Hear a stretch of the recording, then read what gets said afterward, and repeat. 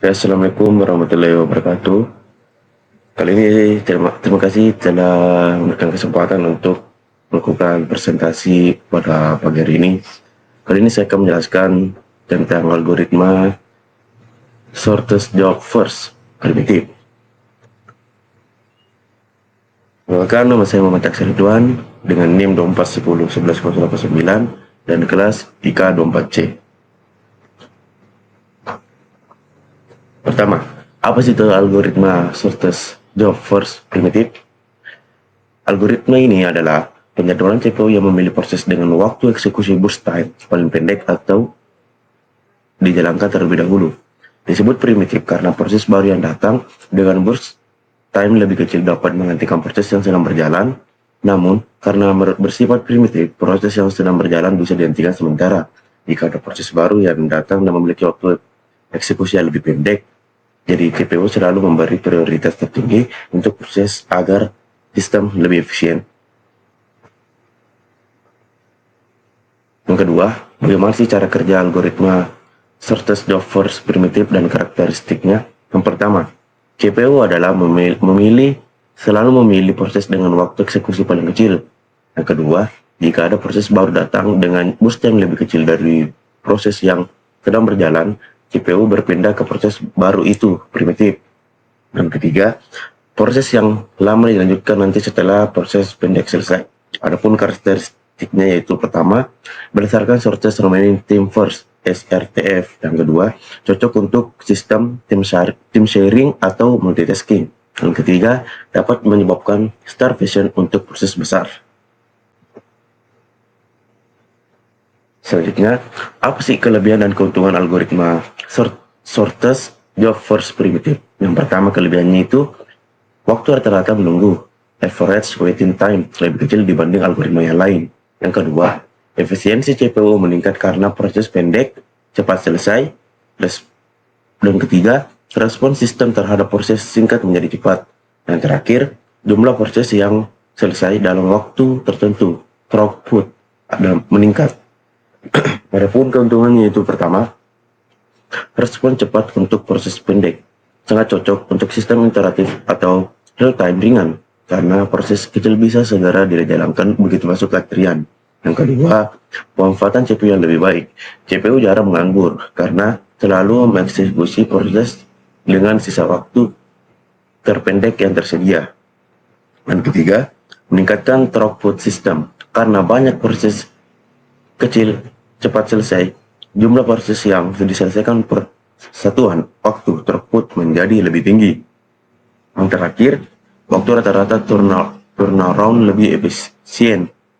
Proses yang pendek cepat selesai, sehingga waktu penyelesaian rata-rata seluruh proses menjadi lebih singkat. Selanjutnya, apa sih keuntungan algoritma shortest job first primitif? Yang pertama, sulit mengetahui burst time dari setiap proses sebelum dijalankan karena tidak selalu bisa diprediksi. Kedua, proses besar bisa kelaparan atau starvation karena terus-menerus ditunda oleh proses yang lebih pendek. Tiga, pergantian proses konteks switching bisa terlalu sering jika banyak proses baru datang, dan ini bisa mengurangi kinerja CPU. Dan keempat, kurang cocok untuk sistem real time, karena proses penting bisa tertunda hanya karena proses kecil datang lebih dulu. Selanjutnya, adapun soal algoritma shortest job first primitive. Proses pertama, arrival time-nya itu adalah 3, burst time-nya adalah 6. P2, arrival time-nya 2, burst time-nya 4. P3, arrival time-nya 4, burst time-nya 2, dan P terakhir, P4, arrival time-nya 6, burst time-nya 1. Assalamualaikum warahmatullahi wabarakatuh. Saya akan memberikan penjelasan untuk soal shortest job first primitif. Soal pertama itu diketahui 4 proses dengan waktu kedatangan arrival time dan burst time. Kita lihat awalnya di sini. P1-nya itu arrival time-nya 3, burst time-nya 6. P2-nya itu arrival time-nya 2, burst time-nya 4. Kita lihat ketiga, arrival time-nya 4, burst time-nya 2. Proses P4-nya itu arrival time-nya 6, burst time-nya 1. ini adalah seluruh soal. Itu ada 3 soal yang saya buat. Yang pertama itu gambarkanlah gancan shortest the first primitive. Yang kedua itu kompleksi masing-masing proses. Yang ketiga itu turnaround time dan waiting time masing-masing proses. Oke, kita jawab. Soal pertama itu, ini dia adalah tabelnya, ini adalah gancannya. Bentar ya.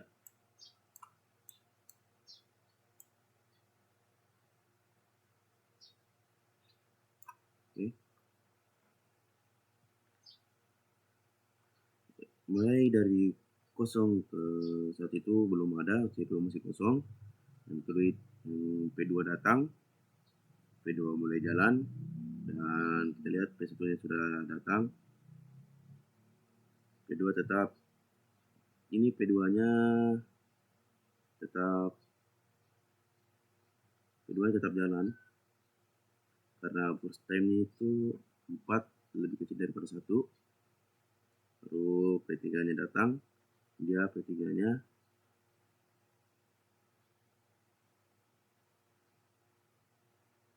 itu lebih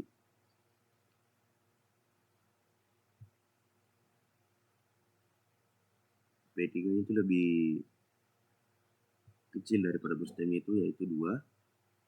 Baru P4 nya datang. P4 itu betulnya burst time nya 1. Ini burst time nya 1 paling kecil ya. Lanjut, yaitu P3, P2, P1 itu dia lanjut jalan untuk prosesnya. P3 itu lanjut sisa 1, P2 nya juga lanjut sisa 2, dan terakhir itu P1 nya selesai, sudah sampai 15 di sini. Oke, yang kita jawab nomor 2 itu hitunglah seluruh completion time. Oke, kita hitung. P1 di sini 15. Ini dia. P1 nya 15, P2 nya 6. Ini 6. P2 nya 6. P3 nya 9. Ini dia 9. Dan terakhir P4 nya itu berada di 7. Ini dia 7.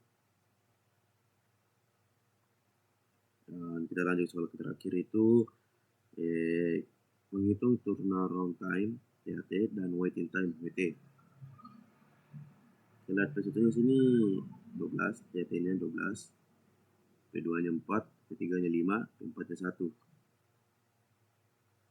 Dan WT nya itu P1 nya 6, P2 nya 0, P3 nya 3, dan P4 nya 0.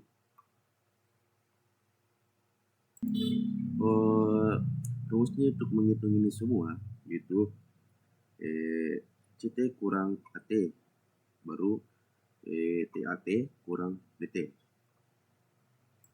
Jadi kesimpulan seluruhnya itu jawaban bagian A itu semua adalah gancannya menunjukkan urutan eksekusi P2, P3, P4, P2, P1. Ulangi, P2, baru P3, P2, P3, P4, baru P3 lagi, ini baru P2, dan terakhir P1.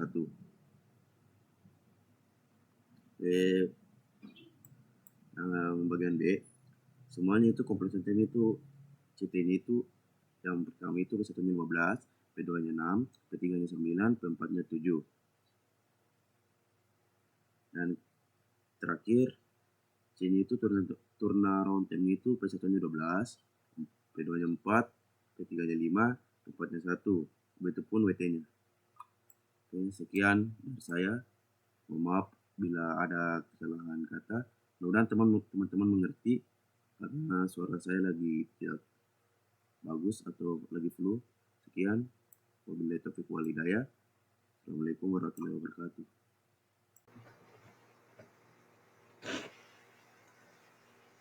Ya, lanjut. Apa sih dampak algoritma shortest job first primitive di masa depan? Algoritma ini memiliki dampak besar di masa depan, terutama dalam meningkatkan efisiensi sistem komputer dan teknologi cerdas. Algoritma ini memungkinkan proses dengan waktu eksekusi lebih pendek dijalankan terlebih dahulu sehingga sistem menjadi lebih cepat, hemat sumber daya, dan responsif. Penerapannya dapat terlihat pada pengelolaan tugas di sistem operasi, cloud computing, Internet of Things (IoT), hingga kecerdasan buatan AI yang menuntut kecepatan dan adaptivitas tinggi. Namun, tantangan yang perlu dihadapi adalah potensi ketidakadilan terhadap proses berdurasi panjang yang bisa mengalami penundaan dan starvation. Oleh karena itu, pengembangan algoritma yang lebih adil dan adaptif sangat dibutuhkan agar manfaat shortest job force primitive dapat dimaksimalkan di masa depan. Oke, kita sudah berada di kesimpulan. Algoritma shortest job force primitive memiliki potensi besar untuk meningkatkan kinerja sistem di masa depan, yang memberikan efisiensi tinggi, waktu respon cepat, dan pemanfaatan sumber daya yang optimal. Penerapannya dapat mendukung perkembangan teknologi modern seperti kecerdasan buatan, cloud computing, dan sistem otomatis yang menuntut kecepatan serta kedapatan. Oke, sekian dari saya. Senang menyiksa kalian semua dengan statistik yang berbelit-belit dan presentasi bertele-tele. Semoga hari kalian menyenangkan. Terima kasih. Wabillahi taufiq wal hidayah. Wassalamualaikum warahmatullahi wabarakatuh.